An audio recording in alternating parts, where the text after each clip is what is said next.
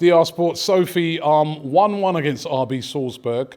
Graham Potter's first game, but a bit of a, well, is it a damaging draw? Yeah. Yes, it is. I wanted us to win. I sort of made a prediction on my social media saying 2-1, but here I was like, I'm not going to be optimistic, go for 2-0. And when we got the first goal, I thought, yeah, this is, a bit more like it. And then when we made the changes, for some reason, those last sort of 15, 20 minutes sort of just shifted, and we were sloppy at the back. We weren't gelling together as a team. I mean, I think he brought on every attacking option we had. I mean, Gallagher, we had Ziyech, we had Brozier. The list goes on, and we still couldn't get a goal, and that's what I don't really get. And all the pundits are saying, he's got a lot of work to do. Well, realistically, when you have a lot of players that haven't played together before, and you're going to shove them all on, especially at the end of the match, then it's not really going to gel together straight away. But I just thought we more than should have won that game. I'm not saying Salzburg weren't good, because they did. They defended well.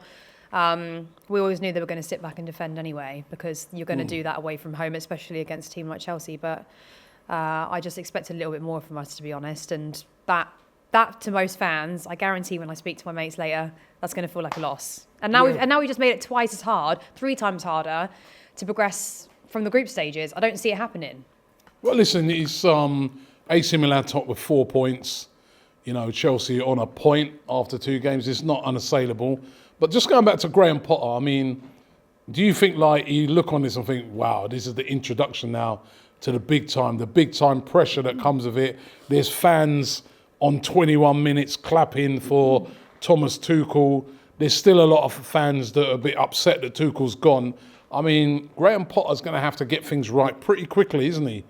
Despite all the talk that he's got a long-term job. Yeah, I mean, Chelsea fans expect a lot, and we will. Throughout the Roman Abramovich era, we won 2 Champions Leagues, we won numerous amounts of Premier Leagues, FA Cups, Carabao Cups. I mean, you name it, we've won it. So we do have a naturally sort of high expectation, and that's not really the fans' fault. That's just what we're used to, And we expect a certain amount. And I think for him, he is going to find it a little bit more difficult, because I think you said it earlier, or one of the guys said it earlier, a 1-1 winning the Champions League for Brighton might be really good. For us, that's a loss. We need to be winning these games. And because obviously our first game didn't go to plan, even though away from home we're just generally not that good anyway in Europe. I've been to enough of them to know. When we're at home, we need to be picking up the points in the group stages. That's just standard, and we're not doing that. We've already just dropped 2. AC Milan, from what I saw them, the way they played today, if we play like that against them, they are going to get a few more goals than this team. So it is going to be really hard. We don't have a game at the weekend, like you said, so hopefully he can have a bit of time to work with the players in that, but it's going to be difficult. And that's why I said I don't think the whole sacking of Tuchel was justified, because it's just not really the right time to start. I mean, it depends what Todd's plan is. If he's thinking, I'll give him a few years to sort of work things out, I don't mind if we slip out of the top 4, then okay, fine. But I don't think fans will be happy with that. What would be success for you? First season, being reasonable to the fact that he's taking over a big job.